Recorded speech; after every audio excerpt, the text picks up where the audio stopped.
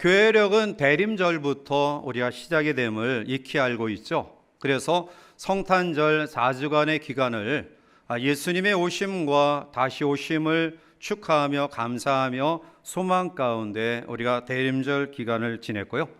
그리고 성탄절 이후 이제 예수님의 탄생하심 이후에 이제 주께서 하나님의 거룩한 뜻을 이루기 위한 이 고난의 과정들을 겪으시는 이 사순절이 시작되기 전 이 한 달간의 삶을 우리가 주연절로 지키고 있습니다. 그래서 오늘은 주연절이 시작되어지는 예수님이 세례 받으신 수세 주일을 하나님께 드리게 되었는데요. 오늘 본문의 내용은 우리가 익히 알고 있듯이 세례 요한에게서 예수님이 세례를 받는 사건을 기록하고 있습니다. 사실 예수님은 세례받을 이유가 없습니다. 세례받을 필요가 없는 분이시죠. 왜냐하면 세례 요한의 세례는 회개의 세례입니다. 마태복음 3장 6절에 자기들이 죄를 자복하고 요단강에서 그에게 세례를 받더니 라고 말씀하죠. 죄를 자복하고 세례를 받았다라는 의미는 결국 세례라는 것은 자기의 죄를 고백하고 회개하고 정결케 되어지는 의식입니다. 따라서 죄가 없으신 예수님은 세례를 받을 이유와 필요성이 없는데요. 그런데 오늘 본문은 예수님이 죄가 없으신 예수님이 죄인된 세례 요한에게 세례를 받는 이유를 설명하고 있습니다. 15절에 예수께서 대답하여 이르시되 이제 허락하라. 우리가 이와 같이 하여 모든 의를 이루는 것이 합당하니라 하시니 이에 요한이 허락하는지라 라고 말씀합니다. 즉 예수님이 세례 요한에게 세례를 받으신 이유는 하나님이 허락하신 모든 의를 이루는 것이기 때문이다 라고 말씀합니다. 먼저 우리는 여기서 의란 헬라어로 디카오시네라는 그러한 단어인데요. 이 말의 뜻은 하나님이 보시기에 바른 것, 하나님이 보시기에 올바른 것이라는 뜻입니다. 즉 하나님의 의란 하나님의 뜻을 이루기 위해 필요한 일이다. 하나님 보시기에 합당한 일이기 때문에 하나님이 보시기에 올바른 것이다 라는 뜻입니다. 그렇습니다. 세례 요한이 예수님에게 세례를 베풉니다. 그것을 예수님이 수용하십니다. 그것은 인간적인 시각에서 바라볼 때에는 이상한 일입니다. 이해하기 힘든 일입니다. 그러나 하나님 보시기에는 이 사건이 올바른 일이라는 사실입니다. 왜일까요? 마태복음 1장 21절에 아들을 낳으리니 이름을 예수라 하라. 이는 그가 자기 백성을 그들의 죄에서 구원할 자이심이라니라 라고 말씀하죠. 하나님이 예수님이 이 땅에 보내신 이유는 바로 인류 구원을 위해 이 땅에 보내신 것입니다. 그러므로 죄가 없으신 예수님이 죄 있는 세례 요한에게 세례를 받을 수밖에 없었던, 아니 자청해서 그 세례를 받기를 원하셨던 이유는 바로 하나님의 뜻, 하나님의 그 구원의 계획을 이루시기 위함이었다라는 사실입니다. 결국 예수님의 세례 받으신 사건은 인간을 위한 대속의 그러한 구원의 첫 걸음이었다라는 사실입니다. 예수님은 인간의 구원을 위해 하나님의 의를 이루셨습니다. 세례를 받으심으로 그 의를 이루는 출발의 삶을 시작하셨다라는 것이죠. 그렇습니다. 인류 역사 가운데 인간의 죄를 구원하기 위한 이 일보다 더 중요하고 소중하고 그리고 귀한 일이 어디 있을까요?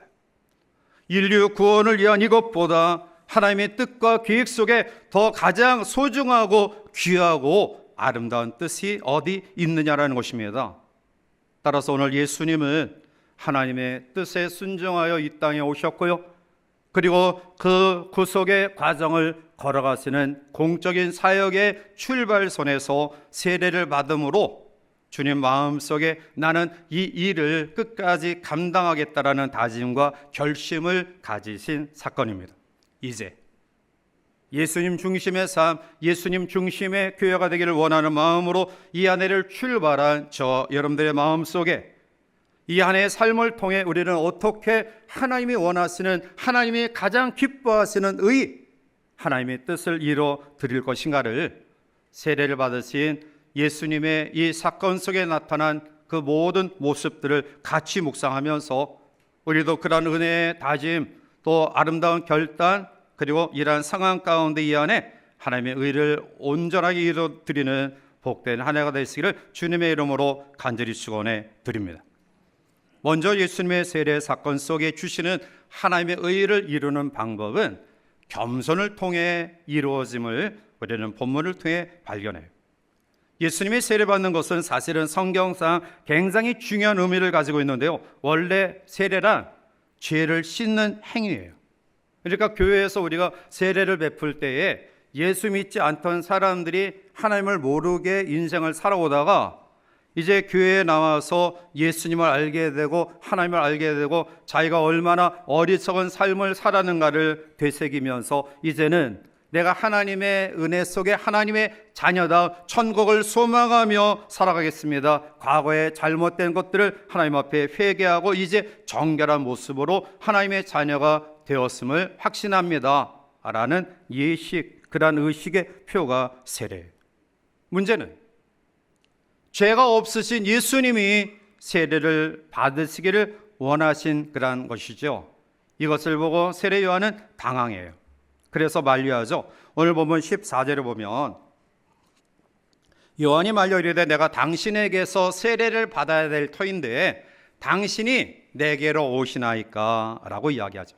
아니, 내가 예수님께 세례 받아야 되는데 왜 죄 없으신 예수님이 나에게 세례를 받으러 오십니까? 주님은 말씀하죠. 아까 읽었던 15절, 예수께서 대답하여 이르시되 이제 오라가라.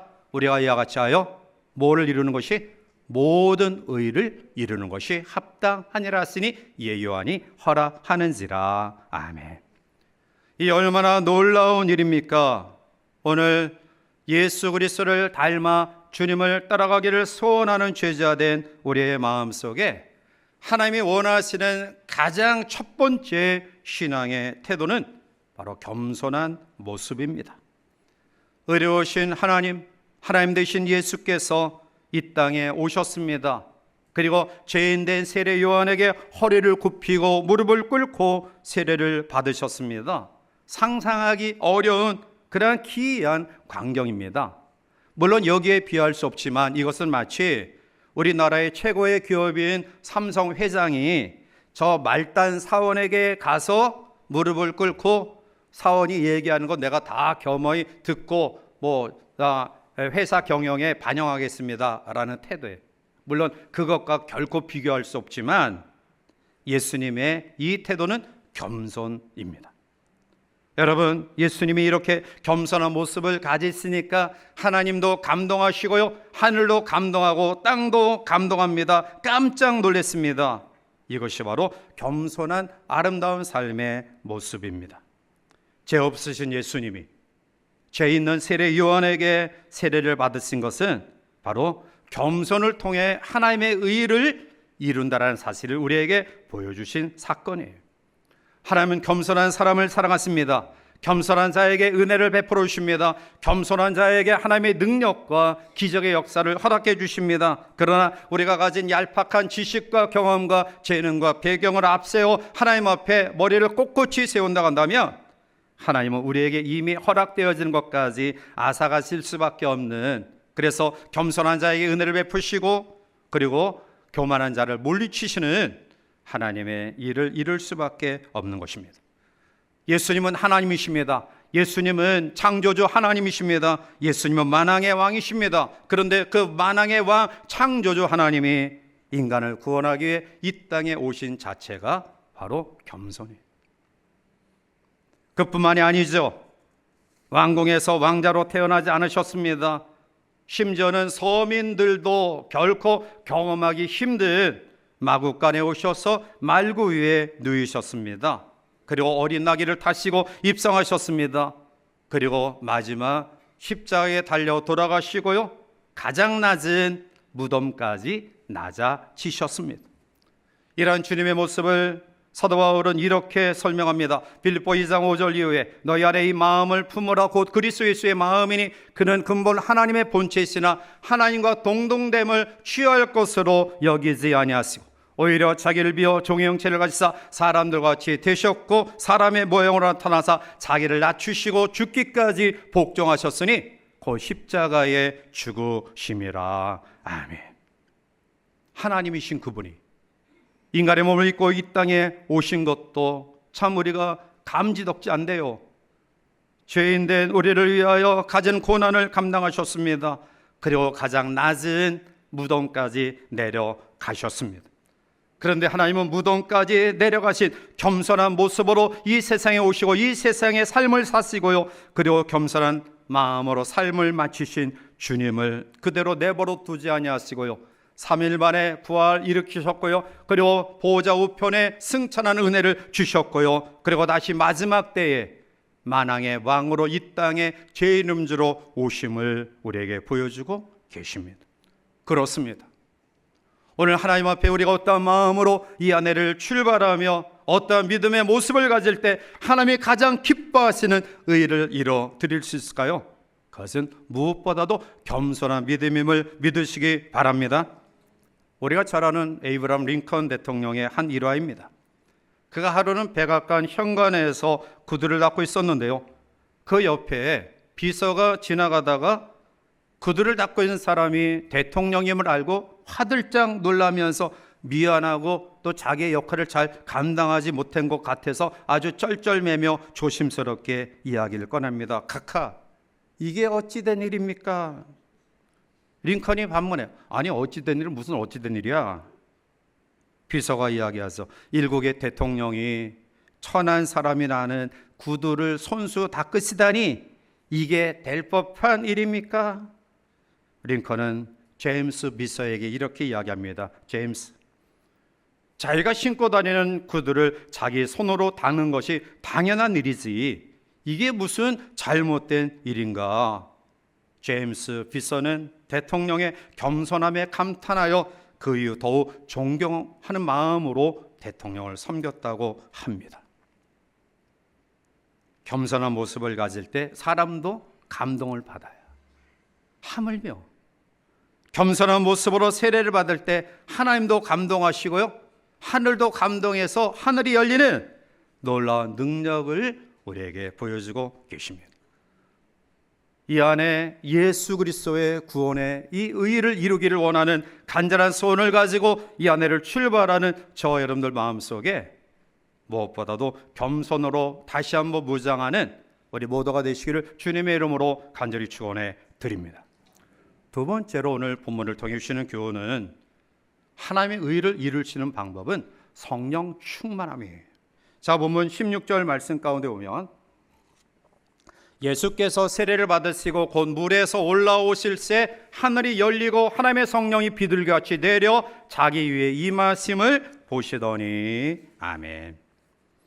하나님의 의를 이루어드리기 위해 정말로 필요한 것은 성령 충만함임을 믿으시기 바랍니다. 자, 오늘 본문의 말씀 가운데 보면 요한에게 세례를 받으신 후에 물에서 올라오실 새에 하늘이 열리고요, 하나님의 성령이 비둘기같이 임함을 예수님이 보셨다라고 말씀하고 있어요. 여러분, 예수님의 사역과 삶은 그냥 평통하고 편안하고 안일한 삶이 아닙니다. 예수님의 공적인 사역은, 이 공생의 삶은 사람들에게 칭찬만 받고 환호성만 받고 자기를 이해하고 또 돕고 협력하는 사람들 가운데서 사역을 감당하신 것이 아니죠. 예수님의 사역은 오히려 어렵고 힘든 삶이었어요. 끊임없는 배신과 배반, 그리고 자기를 향하여 끊임없이 모독하고 조롱하고 비웃는 그런 사람들 가운데서 주님은 그의 사역을 감당하셨는데요, 이 사역을 감당하신 그러한 비결은 성령 충만함의 은혜예요. 사도행전 10장 37절과 38절에 베드로는 이렇게 증언합니다. 곧 요한이 그 세례를 반포하신 후에 갈릴리에서 시작하여 온 유대에 두루 전파된 그것을 너희도 알거니와 하나님이 나사렛 예수에게 성령과 능력을 기름 붓듯 하셨음에 그가 두루다니시며 착한 일을 행하시고 마귀에게 눌린 모든 사람을 고치셨으니 이는 하나님이 함께 하셨음이라. 할렐루야. 성령과 능력을 기름 붓듯 하셨다. 결국 다니시면서 그의 공적인 사역 속에 착한 일을 행하시고 마귀에게 눌린 모든 사람을 고치는 놀라운 능력과 은혜를 이루게 됩니다. 여러분, 신앙생활은 내가 가진 지식과 내가 가진 배경과 내가 경험한 그런 학문과 힘을 가지고 살아가는 삶이 아닙니다. 그것은 굉장히 어렵고 힘든 그런 삶이에요. 예를 들면 조그만 나무로 만든 배에 노를 쥐어가며 대서양과 태평양을 항해할 수 없어요. 그러나 항공모함, 제트기나 헬리콥터가 날고 뜰 수 있는 또 착륙할 수 있는 거대한 항공모함에 타고 대서양과 태평양을 아무런 걱정과 염려 없이 항해할 수 있는 거예요. 오늘 우리가 예수님을 믿고 구원받은 하나님의 자녀이지만 성령의 충만함을 경험하지 못하면 우리는 그렇게 힘들게 그리고 늘 염려하며 근심하며 좌절하며 절망하며 우리의 삶을 살아갈 수밖에 없을 것입니다. 그러나 성령의 임재하심이 우리 가운데 있으면 우리는 항공모함에 우리의 몸을 싣고 안전하게 편안한 가운데에 항해할 수 있는 것입니다. 성도들 가운데 기도가 굉장히 어렵다라고 이야기해요. 그래서 대표기도 굉장히 힘들어하죠. 옛날에 신방 다닐 때 전도사님, 제가 점심 식사할 때니까 기도시키지 마세요. 그래서 많이 얻어먹었어요. 심야 기도회나 새벽 기도에 우리가 이제 기도 인도하고 통성 기도 들어가면 저만 크게 기도하는 것 같아요. 한 2, 3분 되면 지죽은 듯이 조용해. 왜 그럴까요? 성령 충만을 경험하지 못하면 기도가 어려운 거예요. 그래서 몇 마디 하다 보면은 끊어지고 그래요. 그런데 성령 충만을 경험하면 철야 기도에도 기도에 어려움이 없어요. 또 우리가 며칠씩 금식하며 기도해도 왜 이렇게 기도에 거리가 많은지 끊이지가 않아요. 그런데 성령 충만을 경험하지 못하면 조금 기도하다가 마치 할 말이 없어요. 오늘 기도에 무서움과 두려움을 가진 분들 다시 한번 자기를 돌아보면서 내가 과연 성령 충만의 은혜를 경험했는가를 재점검하는 우리 모두가 되어야 될 줄 믿습니다. 에스겔이 하루는 환상을 보았어요. 이 마른 뼈 환상은 이스라엘의 회복에 대한 환상인데요. 자, 그런데 하나님은 에스겔에게 마른 뼈를 보여주면서 이렇게 말씀하세요. 에스겔 37장 3절을 보면 그가 내게 이르시되 인자야 이 뼈들이 능히 살 수 있겠느냐 하시기로 내가 대답하되 주 여호와여 주께서 아시나이다. 쉽게 이야기하면 죽은 마른 뼈가 뭐 살아나. 이런 어처구니 없는 이야기를 왜 나에게 물어 할 수 없는 일인데 하나님이 아시겠지요? 라는 그런 대답이에요. 그런데 계속해서 대화하는 가운데 에스겔은 주의 명령대로 대언합니다. 너희 마른 뼈들아 여호와의 말씀을 들을지어다. 그랬더니 마른 뼈가 움직여요. 힘줄이 생기고요, 살이 오르고요, 가죽이 덮여서 사람의 형태를 가지게 돼요. 그러나 그 속에 생기는 없었어요. 우리는 여기서 몇 가지를 교훈받을 수 있습니다. 성도들 가운데 또 교인들 가운데 마른 뼈 같은 신앙인이 있다라는 거예요. 그냥 죽은 것 같은 아무런 힘과 또 영향력을 발휘하지 못하는 그냥 무기력한 삶을 살아가는 사람. 그런데 여기에 힘줄이 생기고 살이 오르고 가죽이 덮여서 사람의 형태는 가지게 돼요. 그러나 사람의 형태는 가지지만 사람의 역할, 능력은 감당할 수 없어요. 자, 그런데 비로소 생기가 들어갔을 때 에스겔 37장 10절에 이에 내가 그 명령대로 대언하였더니 생기가 그들에게 들어가매 그들이 살아나서 일어나 서는데 극히 큰 군대더라. 아멘. 큰 군대더라. 성령과 능력을 힘입으면 큰 군대가 되는 거예요. 세상에 어떠한 대적이 감히 범잡할 수 없는 하나님의 군병으로 거듭 태어난 줄 믿습니다. 이러한 믿음의 역사가 우리 가운데 있을 때 우리는 이 세상 나그네 힘든 여정을 담대하게 힘있게 용기 있게 살아갈 수 있는 것입니다. 그리고 하나님의 의를 이룰 수 있는 것입니다. 이 안에 하나님의 의를 이루기 위해 성령 충만함의 은혜가 우리 모든 성도들에게 넘쳐나게 부어서 이 사명을 감당하시기를 주님의 이름으로 간절히 축원해 드립니다. 마지막 세 번째로 예수님의 세례 사건 속에 주시는 하나님의 의를 이루는 방법과 비결은 임마누엘, 하나님이 함께 하심으로 그 일을 이룰 수 있습니다. 오늘 17절에 보면 하늘부터 소리가 있어 말씀하시되 이는 내 사랑하는 아들이요 내 기뻐하는 자라 하시니라. 아멘. 주님이 세례를 받고 물에서 올라오실 때에 먼저 성령이 비둘기가 취임하고요, 그리고 이어서 하늘이 열리고 음성이 나서 이르되 내 사랑하는 아들이요 내 기뻐하는 자라 라는 말씀이 들려져요. 이 말씀은 속삭이는 것 같이 예수님만 들은 말씀이 아니에요. 이 말씀은 세례 요한도 들었고요, 그리고 그 가운데 함께 세례받기 위해 줄 서 있었던 모든 사람들이 함께 들었어요. 이 말씀의 의미는 예수님이 이제 본격적으로 메시아의 사명을 감당하실 분이다라는 선포예요. 이 말씀은 이미 구약에 예언되어졌던 말씀이죠. 시편 2편 7절에 내가 여호와의 명령을 전하노라 여호와께서 내게 이르시되 너는 내 아들이라 오늘 내가 너를 낳았도다. 아멘.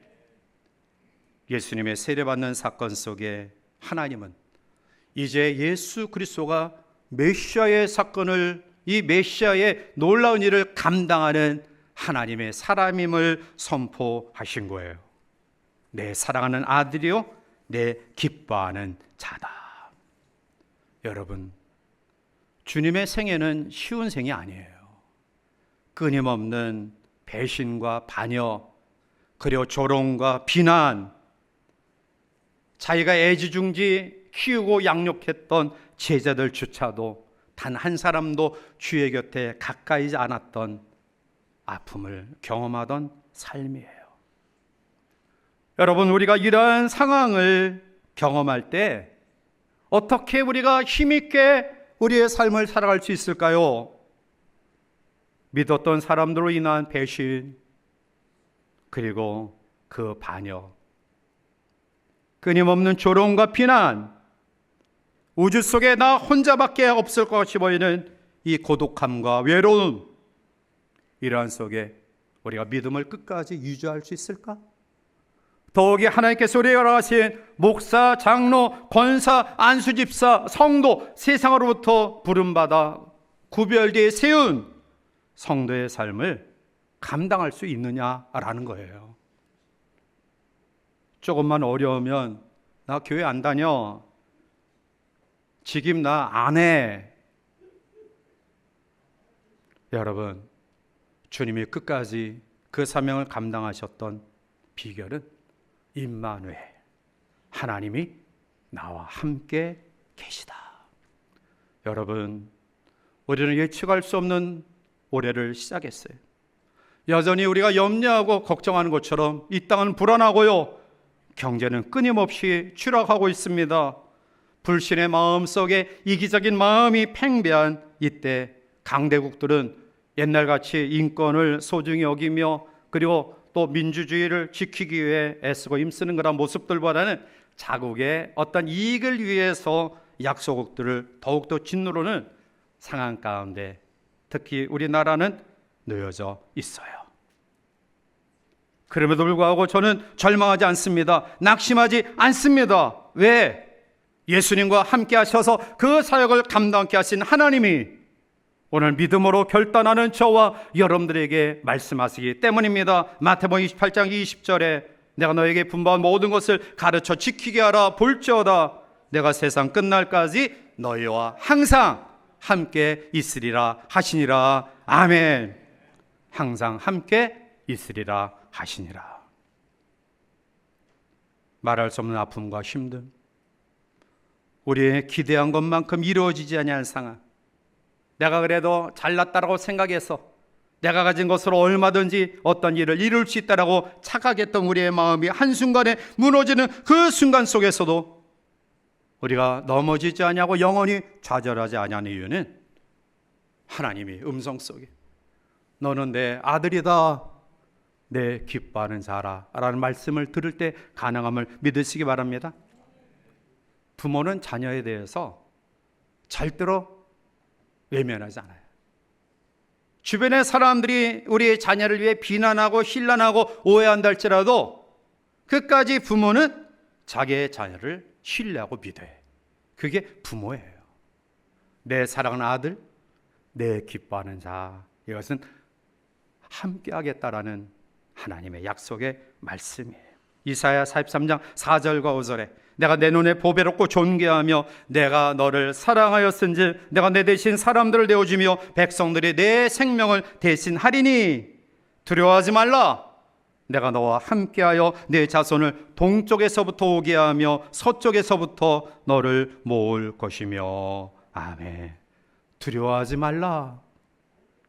내가 너와 함께 할 것이다. 너의 자손을 동쪽에서부터 오게 할 것이다. 서쪽에서부터 모을 것이다. 하나님의 축복이에요. 여러분, 하나님의 각양 말할 수 없는 많은 축복들 가운데 저는 이 축복이 가장 귀한 축복이라고 믿습니다. 그것은 나와 함께 하신다라는 축복이에요. 이 임마누엘의 신앙이 없었으면, 이 임마누엘의 은혜가 없었으면 아마 살아오는 여정 속에 몇 번씩이나 포기하고 좌절하고 그냥 삶을 내어 던질 수도 있었을 거예요. 여러분들도 그런 경험을 하지 않으셨어요? 그런데 우리가 여기 이곳에서 하나님께 예배합니다. 그것은 하나님이 나와 함께 하셨기 때문에, 그 믿음이 우리 가운데 있기 때문에 경제의 어려움, 육체의 어려움, 우리의 진로의 막힘과 내 뜻대로 되어지지 아니하는 상황 가운데서도 우리가 여기까지 살아오지 않았습니까? 그렇습니다. 하나님이 우리와 함께 하신 것처럼 축복은 없습니다. 이 축복이 오늘 우리를 여기 있게 하신 것이고요.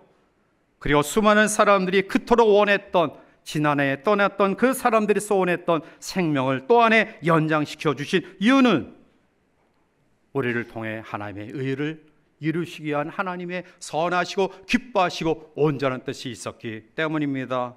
그리고 우리에게 무작정 이 광야 같은 세상에 내던져 버리신 것이 아니라 우리 배후에서 함께 하심을 약속하고 있는 것입니다. 이제 말씀을 맺습니다. 주님은 죄가 없으신 분이기에 세례받을 이유가 없어요. 세례받을 필요가 없어요. 그런데 주님이 세례받으신 이유는 모든 의를 이루기 위함이다. 대속의 하나님의 뜻을 이루기 위하여 주님은 죄 있는 세례 요한에게 세례를 받으셨어요. 오늘 우리가 우리의 삶이 7, 80, 육신의 삶으로 끝나는 것이 아니라 죽음과 시작되는 영원한 세계를 확신하고 소망하는 우리는 매 순간순간 우리의 삶이 마지막인 것처럼 생각하며 우리의 삶을 살아가는데요. 그 속에 과연 나를 위한, 우리 교회를 위한 하나님이 가장 원하시는 뜻이 뭐냐? 하나님의 의를 이루는 방법이 뭐냐? 그것은 영원 구원인 줄 믿으시기 바랍니다. 이 일에 우리의 자존심을 내세우거나 우리의 상황을 내세워 핑계댈 이유가 없어요. 그냥 교회 공동체 속에 함께 모여 기도하고 함께 말씀을 사모하고 함께 헌신과 봉사의 마음을 통해 우리 교회 공동체를 통해 열방을 향한 선교사님들을 동역하고요, 또 지교회들 더 많이 세우고요, 농어촌 이절의 개척교회 또 군인교회를 우리가 협력하면서 우리의 주어진 사명을 감당함이 오늘 우리에게 주시는 하나님의 요구임을 기억하고요, 세 가지 아름다운 믿음의 결단이 우리 가운데 있기를 원합니다. 좀 더 겸손해지기를 원합니다. 성령 충만함을 사모하는 우리 모두가 되기를 원합니다. 그리고 어떠한 경우에도 하나님이 나와 함께 하신다, 임마누엘의 신앙을 가지고 모든 의를 이뤄가는 이 복된 한 해가 되시기를 주님의 이름으로 간절히 축원해 드립니다.